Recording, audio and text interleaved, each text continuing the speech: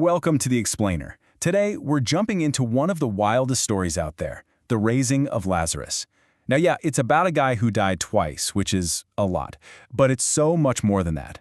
Think of it like this incredible, almost theatrical event, all set up to show us something huge about life, death, and what it really means to have faith.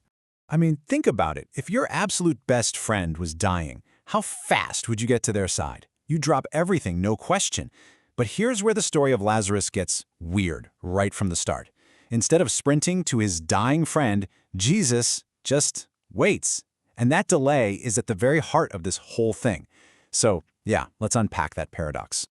All right, so let's set the scene. We're in a little village called Bethany, just a stone's throw from Jerusalem. And this is where we meet a family that Jesus wasn't just friends with, he was practically part of their family. And you gotta understand, the source material really hammers this home. This wasn't some casual friendship. We're talking about a super deep, special love Jesus had for Lazarus and his sisters, Mary and Martha. This bond, it's the key. It's the emotional engine driving this entire story. So this message gets to Jesus, and it's so personal. They don't even say his name. They just say, Lord, the one you love is sick. I mean, that's all they needed to say, right? The expectation is crystal clear. He's going to drop everything and run. He has to. Except he doesn't. And this is where you just have to scratch your head. He gets the news, and then he just hangs out for 2 more days, intentionally. So by the time he finally shows up, Lazarus isn't just gone, he's been in the tomb for 4 days. And in that culture, 4 days meant it's over. Like absolutely irreversibly over. This delay, it wasn't a mistake. It was the whole point. You know, right from the second he hears the news, Jesus totally reframes this whole thing. He tells his disciples, hey, this sickness isn't going to end in death. He's basically saying, you think this is a tragedy, but you're watching the wrong movie. This is all happening for God's glory, to reveal something incredible. So, what's with the wait? Why do it? Well, let's dig into how this intentional delay caused this huge misunderstanding with his closest followers. It really highlights the massive gap between his divine mission and, their very human fears. So when Jesus finally says, all right, time to go to Judea, his disciples basically freak out. They're like, whoa, Rabbi, hold on. The last time we were there, people literally tried to stone you, and you want to go back? I mean, their fear makes total sense, right? It's logical, it's practical, and it completely 100% misses the point. And this right here just shows you how disconnected they are from what's really going on. Jesus says Lazarus has fallen asleep, using a metaphor.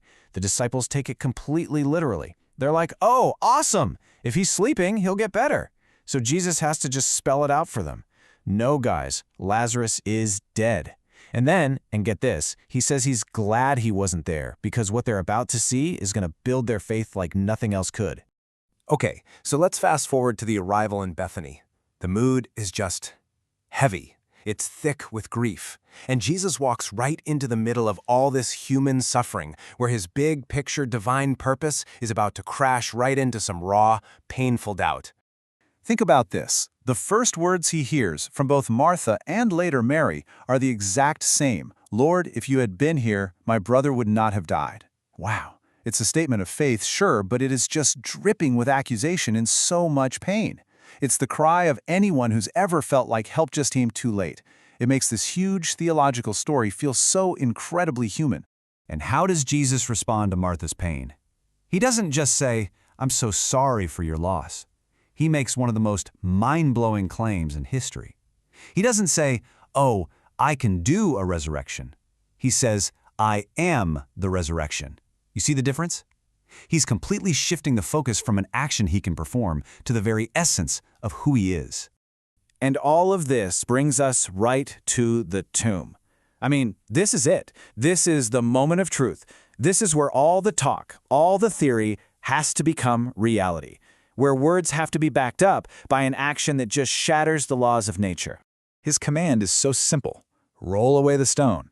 But think about how shocking, how scandalous that is. They're standing at a sealed tomb, the final door between the living and the dead. And Jesus just tells them, go on, open it.